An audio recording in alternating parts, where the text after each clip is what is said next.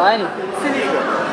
While we did a sightseeing tour, our friends lying on the beach. Qual o sentido dessa frase? Não tem sentido nenhum.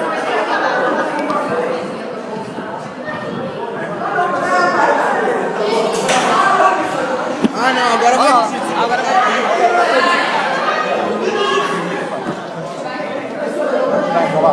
Estamos gravando.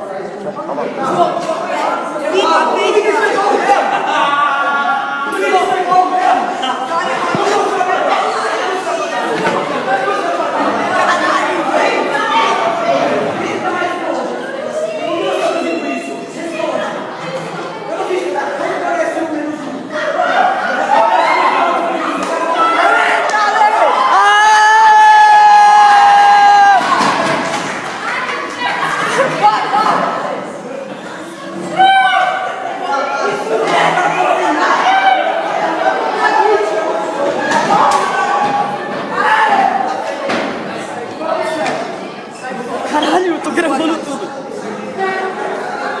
Boa tarde.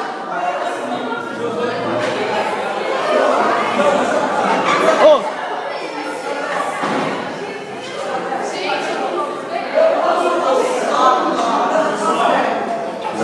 Aí, arruma mais coisas aí pra continuar gravando, por favor. Arruma aí pra mim. Por favor, sem maldade, pra continuar gravando. Aí, valeu, parceiro. É só o caderno mesmo. Vai que eu vou mostrar pra diretora, vai isso mesmo. Ele tá pagando. Que foi?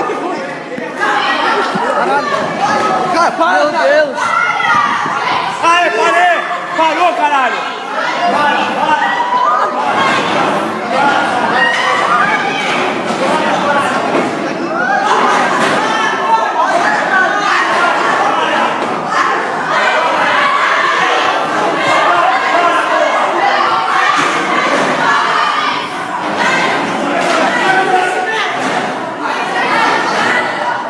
Caralho.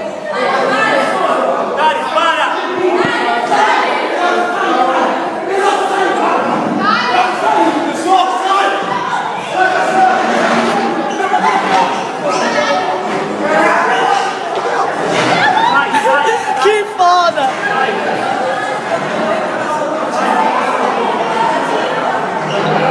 Para de filmar! Olha os malucos! O Fantástico está de volta ao vivo e vamos falar de escolas públicas e seus problemas. Em Florianópolis, olha só o que aconteceu. Uma menina criou uma página na internet, uma espécie de diário, para denunciar tudo o que estava errado no colégio dela. E, claro, deu a maior repercussão, né? Adivinha o que aconteceu? Fez o maior sucesso e iniciativas desse tipo estão se espalhando pelo Brasil. Esta aí é a Isadora, uma menina de 13 anos. Ela é bem quietinha no canto dela, assim. Tira notas boas, é bem estudiosa, bastante tímida, não fala praticamente nada. A garota, que parece calada, provocou uma polêmica e tanto. Isadora estava preocupada com a situação da escola e encontrou um jeito de falar sobre isso para muita gente. Ela entrou numa rede social e criou uma página, o Diário de Classe. A ideia foi inspirada num blog que a menina descobriu aqui na internet. A estudante escocesa Martha Payne, de apenas 9 anos, usou o espaço virtual para reclamar da qualidade da merenda na escola. Eu pensei que tinha bem mais coisa para mim reclamar e tentar resolver. Na tua escola? Isso. Isadora mostrou maçanetas quebradas, fiação exposta e outros problemas de infraestrutura. A menina também postou esse vídeo para reclamar da bagunça nas aulas de matemática. Eu acho que todo mundo tem direito de ter uma educação de qualidade e não é só porque é uma escola pública que a gente não pode ter isso. Melina ajudava a amiga com as postagens, mas teve que parar. Porque meus pais ficaram preocupados comigo perante a pressão que estava havendo da escola. A mãe de Isadora disse que a escola pediu para a família tirar a página do ar. Que a Isadora estava fazendo uma coisa muito séria, que eu poderia até ser presa, que eu deveria ir lá.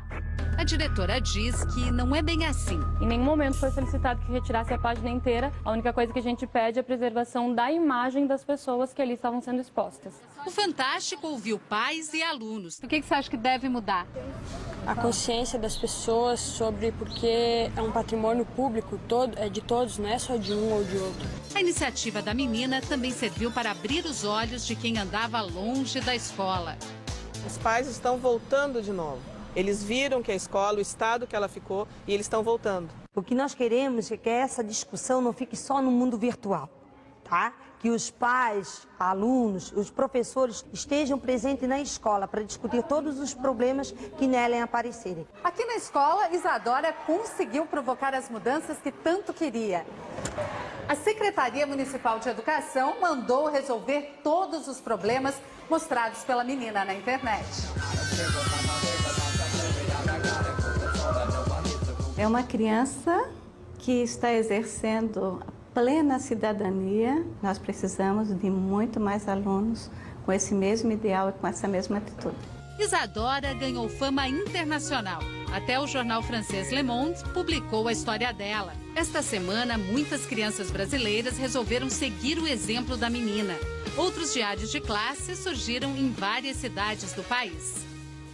São de estudantes como Vitor, de Belo Horizonte. A gente fala muito pro colégio assim, conserta aquela coisa, conserta, só que eles não consertam, como se o colégio ignorasse. Então, eu criei a página querendo um pouco mais de atenção, para eles ficarem mais atentos. Eu quero que cada escola pública tenha um diário de classe e a gente tente resolver e melhorar a educação no Brasil. Ela fez o que muitas pessoas gostariam de ter feito e que não tiveram coragem. Antes eu criticava porque eu não via o bom naquilo ali. Mas depois eu percebi que aquilo ali é para ajudar a escola e que o que ela fez está melhorando o mundo.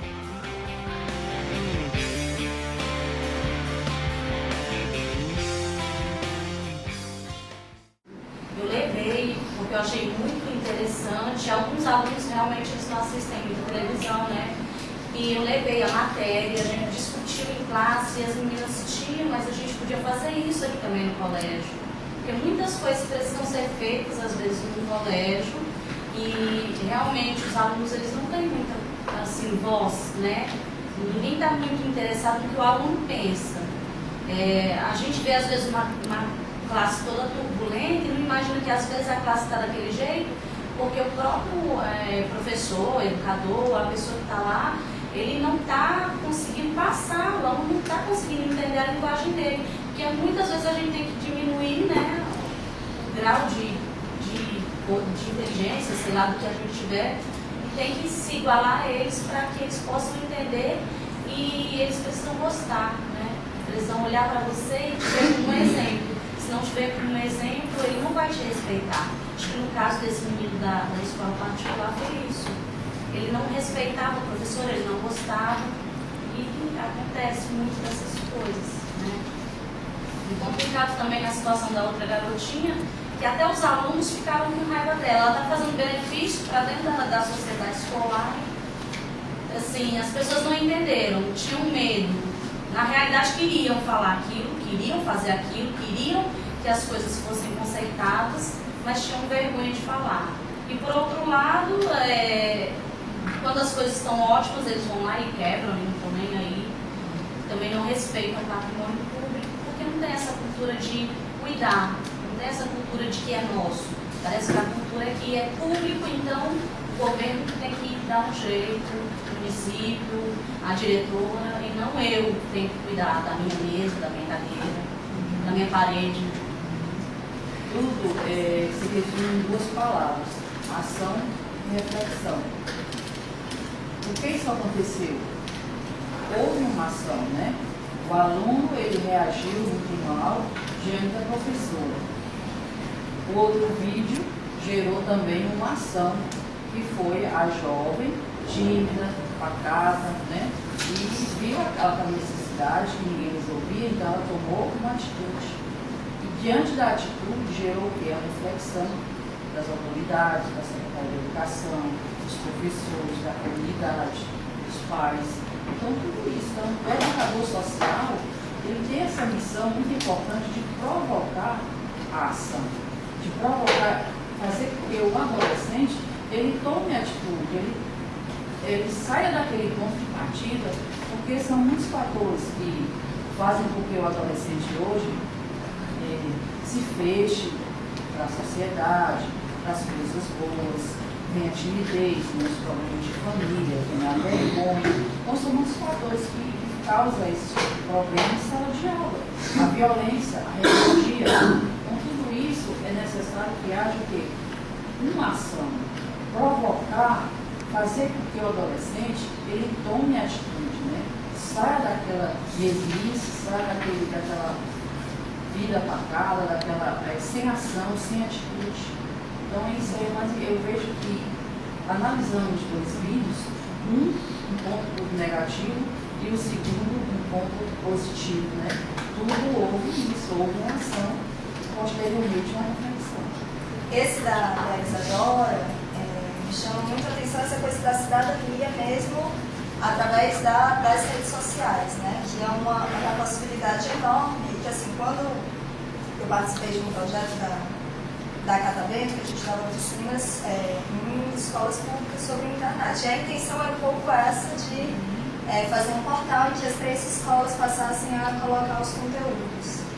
Mas assim, e também tentava ser muito junto com a gestão da escola. Mas o que a gente sentiu um desses desafios, né? Era, por exemplo, os próprios professores às vezes não compreendiam a internet como algo potencial, positivo, né? No sentido de que assim, a internet não é só para pesquisas escolares, entendeu? Então, o uso às vezes do Facebook, do Twitter, na época ainda tinha um pouco do Orkut, era muito renegado, né? Às vezes, quando a gente proibido nos laboratórios escolares. Pois é, e quando assim, tem justamente esse potencial de compartilhar informações muito forte. Então, quando a gente levou isso para a escola, para os meninos foi assim, uma novidade, foi ótimo. Mas, ao mesmo tempo, a gente se deparou com um cenário de quase que não chegava a ser exclusão digital. Mas muitos deles tinham pouquíssimo acesso, né? À internet, à familiaridade mesmo com o computador. E na escola tinha vários computadores.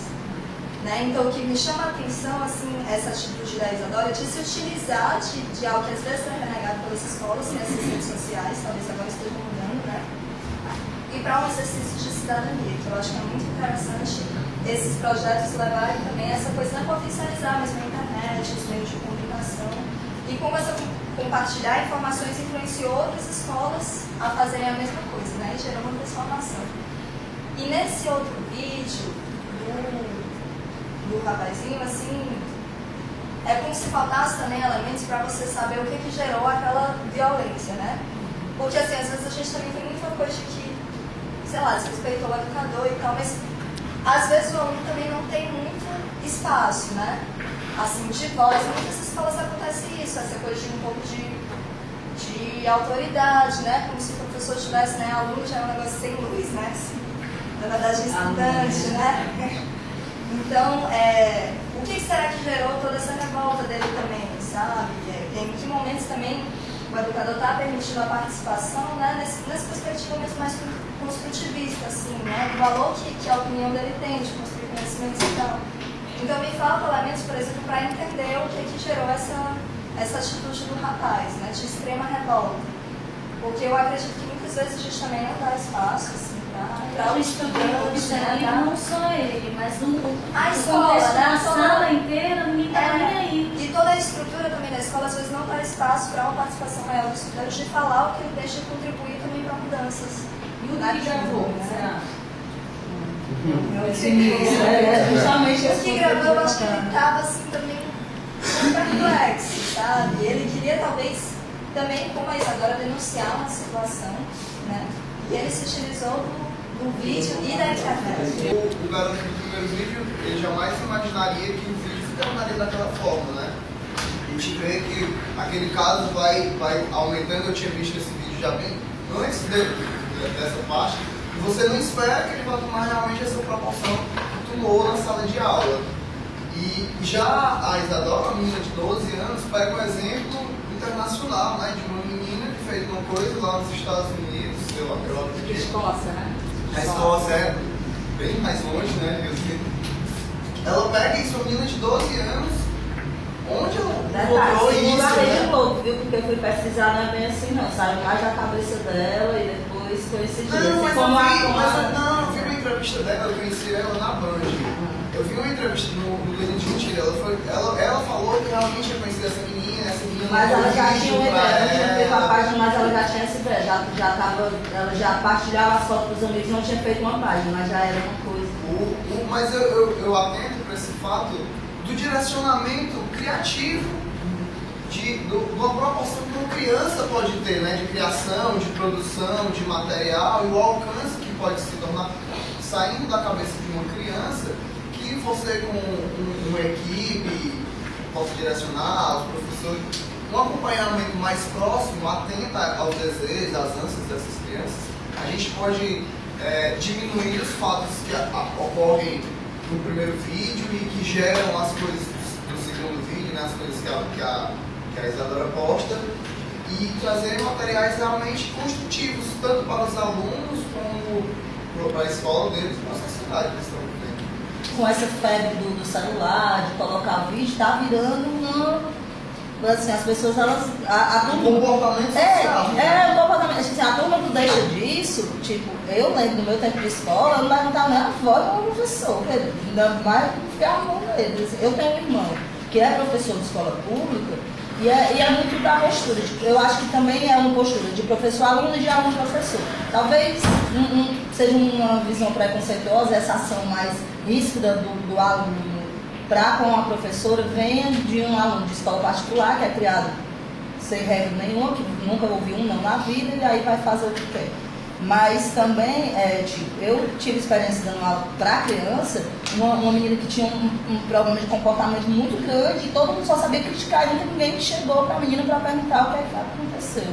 Tipo, a menina tinha sido jogada no lixo, a avó dela tinha ido lá, pegado ela no lixo, criado ela, e agora ela com 9 anos estava se reaproximando da mãe e a avó dela, sua mãe não presta, não sei o que. Então imagina isso na cabeça de uma criança de 9 anos de idade. Então, assim, ela amava a mãe dela, estava adorando conviver com a mãe dela e a avó dela. Então, assim, isso para ela, então ela respingava todo mundo. E aí também, essa coisa do professor, do exemplo do professor, do que é isso, é muito complicado. Tipo, alguns alunos desse projeto que eu fazia parte não jogavam mais lixo no quarto da escola. E depois de uma aula, um professor sai e joga um saquinho de pipoca. Como é que eu vou dizer para o meu aluno de novo? Porque está errado se a professora sai e faz, né? Então essa coisa desse valor, essa coisa da mídia mesmo, de você, o que é que você faz com essa informação, como a Globo tem essa necessidade de dizer que a menina refletiu na menina de fora, tipo, isso já acontecia mesmo antes, tipo, uma coisa tem que ir parar na mídia. Eu digo por um exemplo de uma menina do grupo da gente, que virou a musa da Rio Mais 20, né? Porque as meninas dos tambores de Safo estavam tocando tambor sem blusa e tiraram uma foto dela e a menina é bonita, e aí virou a musa. E aí foram dizer que as meninas eram inspiradas naquele grupo das feministas. Nada a ver, não tinha nada a ver, foi outra coisa. E é como que o adolescente, eu acho interessante, como fazer que o adolescente entenda que ele é manipulado mesmo pela mídia, que essa coisa da internet, ele tem esse poder de falar o que ele acha das coisas. Isso é importante, né? Você trabalhar com criança e adolescente, dar essa liberdade, essa coisa do Facebook, dessas páginas que as pessoas brincam, fazem esses personagens inexistentes. E que essa liberdade que você tem de dizer a ideia que você tem, de ver as coisas que estão acontecendo, como a eleição ou qualquer coisa, da maneira que você vê. Essa liberdade eu acho extremamente importante e acho que é interessante que se discuta dentro do conceito mesmo do jovem sobre o que ele quer falar. É muito importante de ser um assunto que ele entenda. Eu tinha muita facilidade de chegar próximo dos meus alunos, porque eu tinha um dread no cabelo, então eu era a tia que tinha um cabelo do Bob Marley, então para eles achavam isso o máximo, sabe? Eles chegavam, olha, tia tem um cabelo de Bob Marley, tia, a senhora gosta de reggae? Não, por quê? Não, mas eu tenho um cabelo de Bob Marley. Porque era a realidade que eles conheciam, então era uma maneira de ficar próximo. A gente tem que tentar conseguir isso. Eu trabalho com vídeo, né, assim, em diversos campos de atuação, e um dos que eu mais trabalho é com rádio, tá? As páginas parecidas com vídeo, e a gente discute algumas coisas em relação à mídia. E aí a gente vê algumas coisas de teoria de mídia, por exemplo, a gente pegou coisas lá do Bertolt Brecht, da década de 30, que ele pensava a rádio como uma potência para que cada um pudesse ser transmissor e receptor ao mesmo tempo, né? E que isso é possível, só que assim, a indústria do rádio se desenvolveu de uma forma que não permite que as pessoas utilizem do rádio desse modo. E aí surgiu nos últimos tempos uma coisa muito parecida com o que ele pensava que é a internet, né? Que cada um pode ser produtor e receptor de mídia, né? Só que uma coisa que não abordava nessa teoria e que eu penso muito, que a gente pensa muito quando a gente começa a pensar sobre o que é ser atuante num foco de militância em mídia livre, é o poder de um espontaneísmo para a comunicação. Assim, tem duas diferenças, né, básicas entre os dois livros. Um, ele se dá, eu acho que não de um modo denúncia, mas de um modo espontaneísta, assim, de que tem uma ferramenta única e consegue utilizá-la e divulgar uma informação. Mas ele não sai para tentar foco daquilo.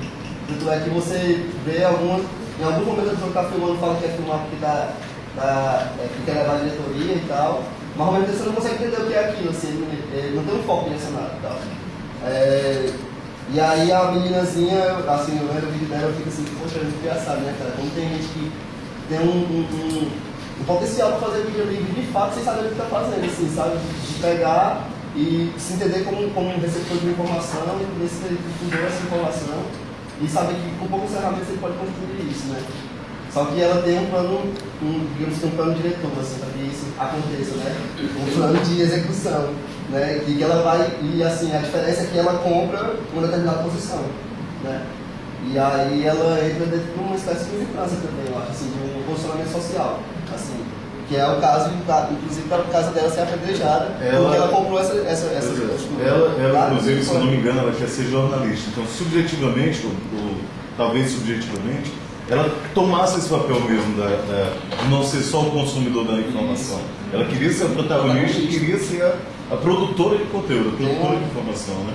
Tem uma coisa, tipo, no vídeo tem uma coisa muito forte, que é quando a meninazinha fala, né? Tipo, a amiguinha dela diz que os pais dela pediram para ela parar de fazer a informação, porque aqui está começando a virar uma coisa muito perigosa. E aí você vê que, pelo menos eu presumo, que ela comprou assim, não, então eu vou continuar sozinha também, né? Assim, e tá até agora, sabe? E é muito forte, é muito potente, é muito bonito, né? Assim, poxa, é que pode, né? Tem tanta gente. É o que eu digo, a gente tem todas as ferramentas em mãos e pouca utilização direcionada, sabe? Toda criança hoje, eu sei lá, minha mãe mora no Maracanã, meu pai no Montese. E aí eu ando muito pai, dou aula no Alta Nunes, no centro do João Jardim. Cara, todo canto que eu vejo, assim, sei lá, de qualquer classe social, a não ser que seja um cara muito lascado, assim, né? Tipo, sei lá, enfim, um estado de miséria mesmo. Mas todos têm um celular e sabem utilizar minimamente as mídias que eles têm desse celular e tal, de MP3, No dia do apagão. Nem mal. No dia do apagão tinha um carroceiro que foi atropelado, ele ligou no celular dele porque eu desliguei pra cá. Não, e aí eu fiquei sabendo esse negócio de mídia hoje, assim, o celular estava com todo mundo. Chegou a informação do apagão pra mim lá de Santa Catarina, sei lá, a pessoa estava ligando pra um pra outro, eles sabem. E eles todos têm a utilização disso, assim, eles tiram fotos, eles fazem vídeos, eles, sei lá, o negócio é que essa mídia tem um direcionamento específico e focado dentro de uma ação social, digamos assim, sei lá. Mas você vê que eles têm vídeos de danças de, sei lá, com batalha de swingueira, né, do bairro e tal. E eles fazem edição. Eles fazem edição, cara, que eu não sei fazer direito às vezes. E aí, como a escola trabalhar com isso? Eu acho que eu penso muito parecido com todo mundo falou. Eu acho muito importante a questão da voz, da tecnologia da voz às crianças, porque a gente vê que, tipo, uma criança de 8 anos, de 7, 8 anos, eu tenho um irmão de 8 anos, e ele já sabe usar Facebook, já sabe usar redes sociais, já sabe usar o celular para tirar uma foto, já sabe usar uma câmera, já sabe usar tudo isso. Então, potencializar essa voz. Eu acho muito legal a discussão que parte daí, de como dar essa voz, de como... Porque antes a gente tinha uma estrutura muito fechada, principalmente dentro da escola, do professor, do diretor, e de quem tem a voz, de quem fala, e o aluno escuta. E aí a gente está nesse momento de quebrar isso, de confronto mesmo. Eu tenho uma criança que agora ela tem como falar. É um estudante que está em sala de aula, ele não só escuta, mas ele também tem como falar. E eu acho que é muito interessante ver como é que algumas pessoas fazem esse diálogo. Eu acho interessante o segundo vídeo, porque fala exatamente isso, é da voz que ela tem, sabe?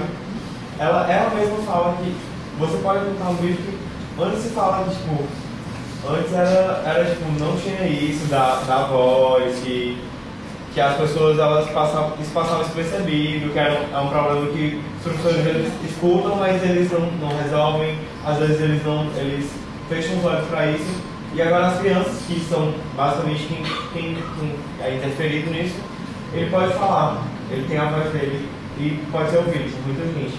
Muitas vezes nas escolas, as pessoas reclamam dos professores que agora os alunos estão muito cheios de voz, né? E que as novas tecnologias, o Facebook, ajudam a dar muita voz para esses alunos, estão precisando menos voz.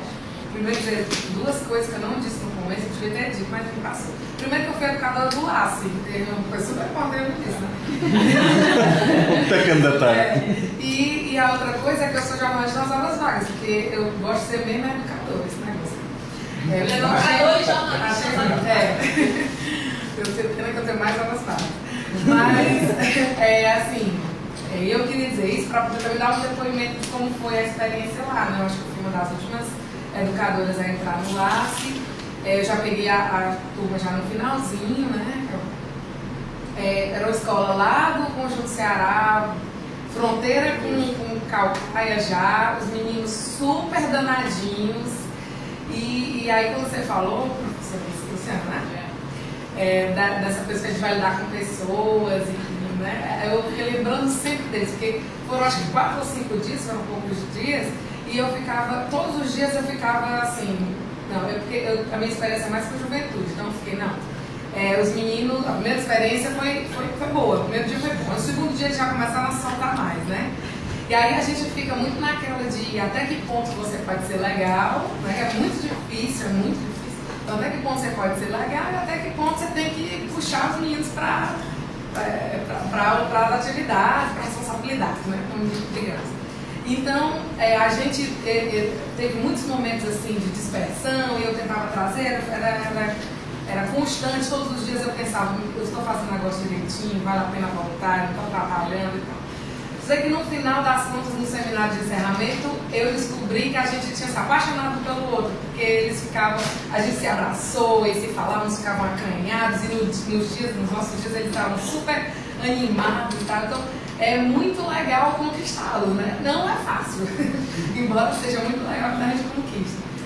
Aí eu fiquei pensando que uma turma danada, né? Que são as turmas que ninguém quer pegar, mas a turma danada é uma turma que tem muito potencial, né? Que é só o que são os mais ativos e predispostos a estar fazendo alguma coisa. Saiu um material ótimo deles, era uma oficina de rádio, eles fizeram um radioteatro que eles mesmos escolheram assim, o tema, foi muito, muito bacana.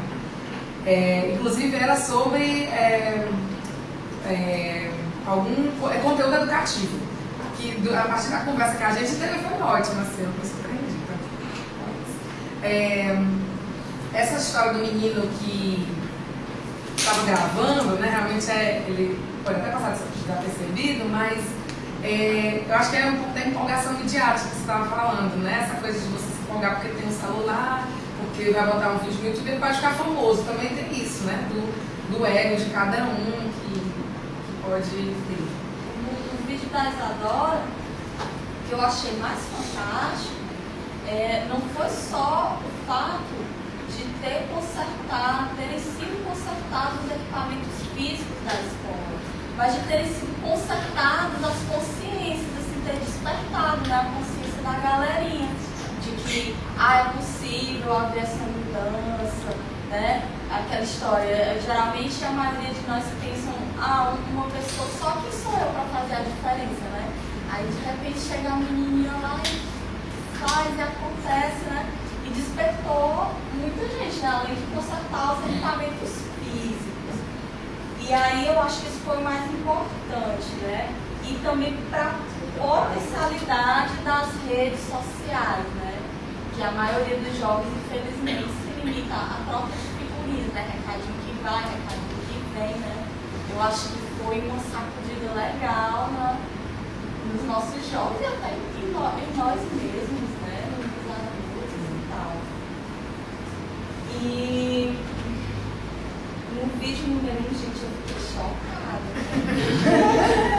Principalmente que foi assim, tipo, essa é a imagem não que você tão teria de escola natural. privada? Oi? Essa seria a imagem que você teria da escola privada? Particular? Nem de uma pública. Não faço essa imagem. Enfim, mas acontece, né? Ninguém sabe o que é que esse jovem tá passando em casa. Mas o que mais me chocou, por incrível que pareça, fora a atitude do jovem, do que ele estava passando, foi o fato de todo mundo ali me pareceu que estava achando normal. Né?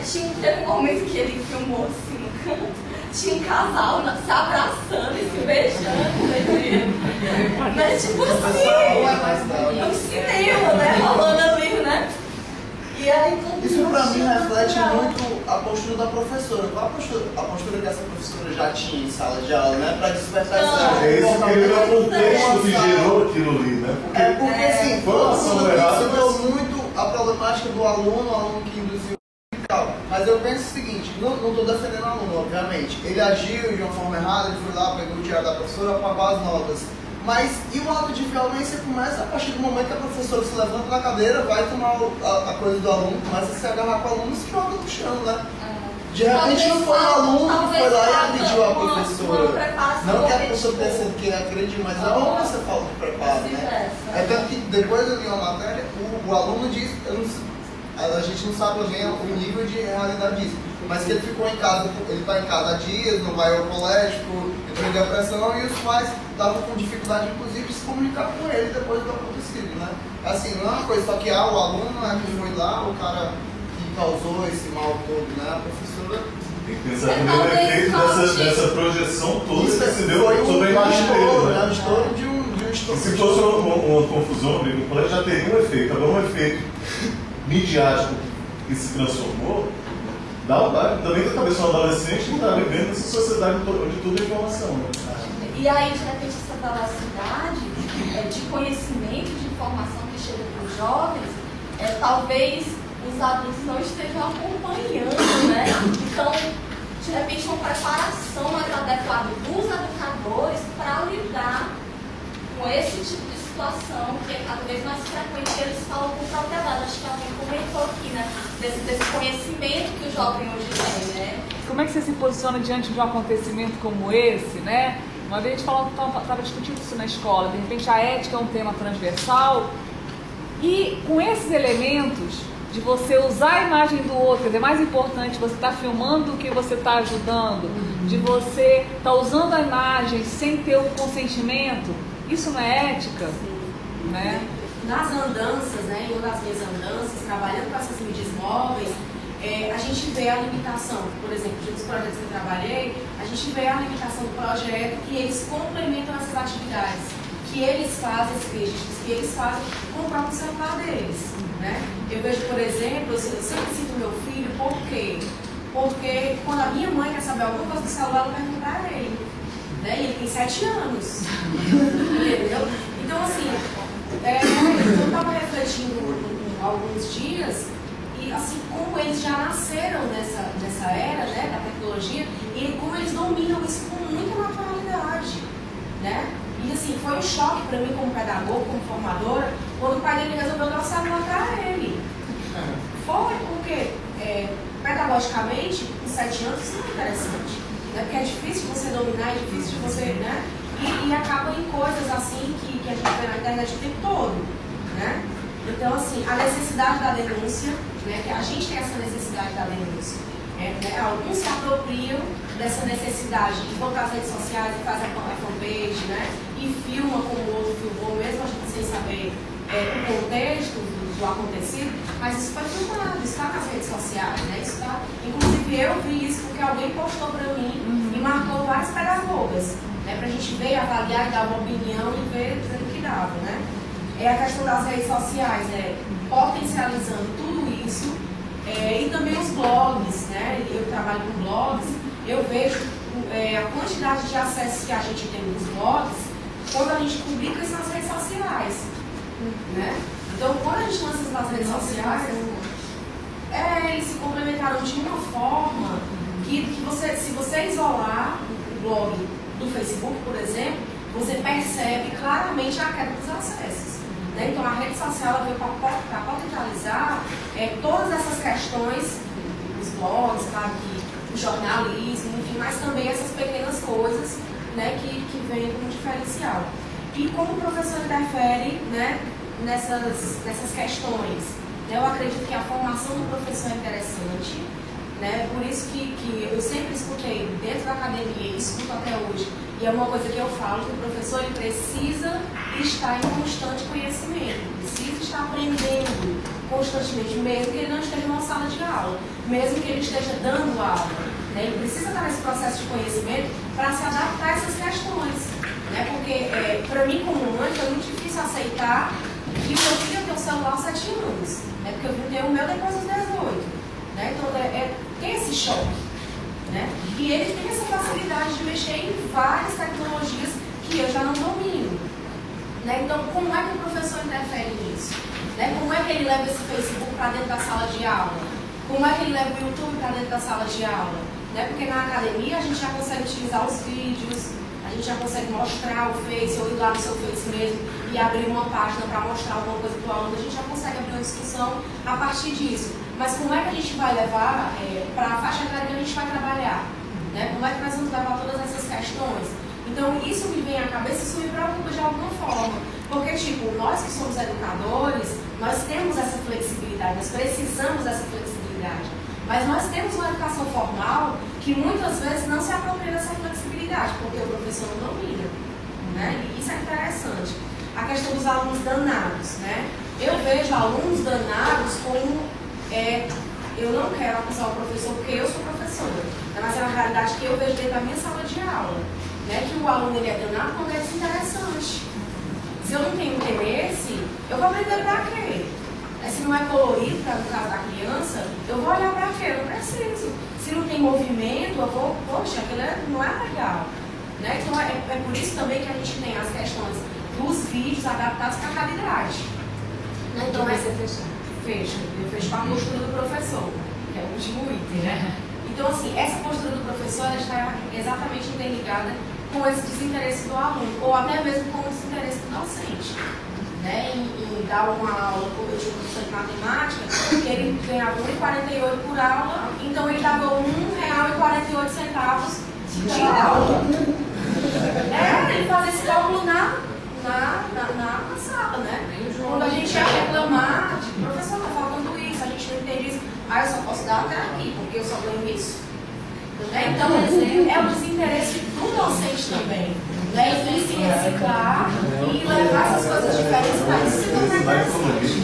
Trabalhei em TV e uma das coisas que eu criticava muito na televisão era essa questão da população, na hora que está a reportagem, a população tem um defunto no chão, mas a população está olhando para a câmera ali. Ó.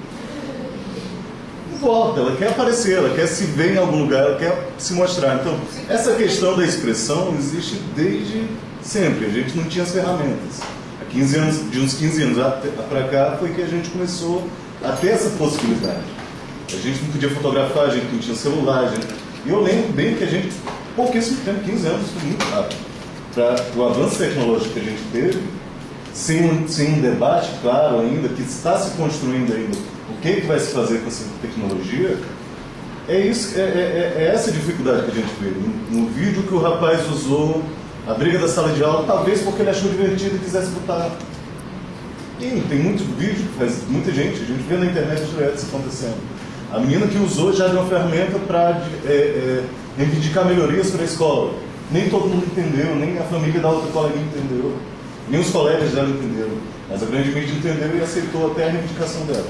Então é isso, eu vejo que a gente está construindo o uso dessas ferramentas, está se experimentando muito ainda, mas primeiro a gente tem que ter essa noção do que é a coletividade primeiro. A gente não vai só se expressar, vou me expressar, vou mostrar o meu umbigo para o mundo. Será que o meu umbigo é tão interessante assim? Vou ter que mostrar o que é de interessante para mim, o que eu acho interessante para mostrar para o mundo. Então isso tem que ser construído. Eu não tenho como tirar foto do espelho e ficar botando lá e querendo que o pessoal vá olhar a minha foto no espelho, que é o que tem no Facebook direto. Os meninos vão e tiram foto, meninos e meninas, né? Tiram fotos no espelho e esperam que todo mundo vá lá ver, e tem um sentido narcisista nisso, mas Curtir e compartilhar, né? Pois é, mas não se constrói uma sociedade dessa forma. A gente tem ferramentas que estão aí para ser aproveitadas, a gente tem que investir na questão da teoria mesmo, nessa questão social, para o que se vai usar essas ferramentas. Tá? Quando você começa a experimentar essas ferramentas e ver que o que funciona realmente é mostrar o que tem de interessante na coletividade, você começa a tomar posse daquela coletividade. Você se sente realmente parte da escola que eu estou reivindicando melhoria, da rua que eu estou, da comunidade onde eu estou reivindicando melhoria no asfalto, no saneamento básico. E eu estou lá fotografando e mostrando para a sociedade. Eu estou lá filmando e passando para a sociedade, estou no rádio falando com a sociedade. E é isso que esses meios de comunicação estão fazendo agora, precisam fazer agora. A gente começa a se tornar o protagonista dessa nova sociedade de informação. Antigamente você tinha um cinema, o rádio e a TV, você consumia informação. Hoje em dia você tem um celular para despertar. Desenvolvimento da internet, é tudo baseado em troca de informações. De onde é que vem esse público? Que voz é que a gente está dando esse público? Por exemplo, o cara o menino da escola particular, né? A voz que o pai dele, a família dá eu estou pagando, então ele vai exigir a partir dessa voz, a voz dele é essa. Depois tem esse lance da sociocultural de quem, da onde, né? Da escola particular, da escola pública, qual voz vem da família, que voz a grande mídia dá para essa, né? Enfim, aí, na verdade, é tudo muito novidade mesmo, né? Então, quando a gente fala de ética, como vai mostrar a imagem das pessoas, nem tem noção, as pessoas ainda jogam lixo no chão, isso é... Enfim, então como é que ela vai saber que não deve mostrar, expor a imagem das outras pessoas? Se para ela tá fácil, né? Enfim. Então é uma questão mesmo de construção, esses projetos são para isso, é quando as instituições, a sociedade vê que já tem isso influencia no modo de vida das pessoas, então elas tentam, de certa forma, criar projetos, estudar, enfim, fazer o que a gente está fazendo aqui, né? Aí essa questão da sociedade, quando eu vejo falando da sociedade, é o grande, é a grande mídia, é o todo. E aí, quando a gente faz esses projetos e é educador profissional, educador, né, nessa questão, a gente tem que pensar também na comunidade, que é a referência deles, de onde eles estão, né? Por isso, quando eu falei de comunicação comunitária, é para ter isso, que às vezes a referência das pessoas é muito distante, a referência que a Globo citou, da figura da Escócia, sabe? E às vezes pensa da comunicação comunitária como né? Uma referência do tiozinho ali da barra, que ele é mestre de cultura, sabe? Então a gente tem que puxar a comunicação para isso também. A cultura não só para economia, não só para, enfim, estética, status, Aí eu fico pensando nesses dois links assim, da sociedade, que é o todo, e da comunidade, que é o seu, onde você está fazendo a sua, e dando a referência para os meninos ali, para ter o respeito, não porque o cara tem uma grana, não é famoso e tal, mas porque ele tem uma função dentro da comunidade ali, ou então pelo menos, enfim, a sua identidade, né? Tem a identidade da... falando dos poderes, por exemplo, né? Dos três poderes, a mídia é o quarto poder, então seria interessante a gente passar para as comunidades, passar para despertar esse poder, essa possibilidade desse poder, como teve no segundo vídeo, né? Mas um poder consciente e tal, né? Ela fez realmente para exercer a cidadania. E se a gente for analisar assim, os resultados que teve, na segunda ela sofreu meio que uma perseguição da escola, né? A escola alegou que ela não tinha direitos autorais para publicar aquelas imagens e tudo.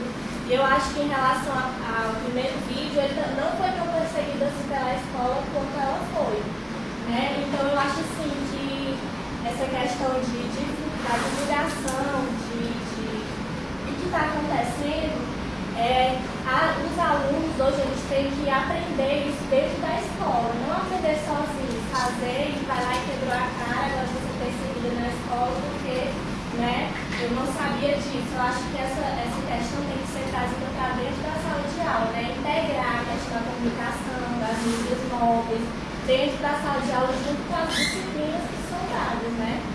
Você disse também que hoje os professores reclamam muito que os alunos são cheios de voz, né? Mas isso é verdade. E eu acho que hoje em dia quem está errado são os professores, porque os alunos de hoje não são mais como os alunos de antigamente. Hoje em dia eles estão imersos na tecnologia. Enquanto o professor está dando aula, eles estão lá no celular, olhando o Facebook, olhando o blog, tudo. Então eu acho que o professor tem que trazer esse mundo dos alunos para ele também. Ele tem que saber lidar com isso. Será que hoje os professores estão sabendo avaliar os alunos de hoje, os alunos modernos que estão ali na internet? Será que eles estão sabendo avaliar? Né? Porque a gente mudou, ele não pode avaliar como avaliava antigamente. Então, eu acho assim, que a escola, os padrões da educação, os professores, tudo isso tem que se adaptar à nova realidade que a gente está vivendo hoje.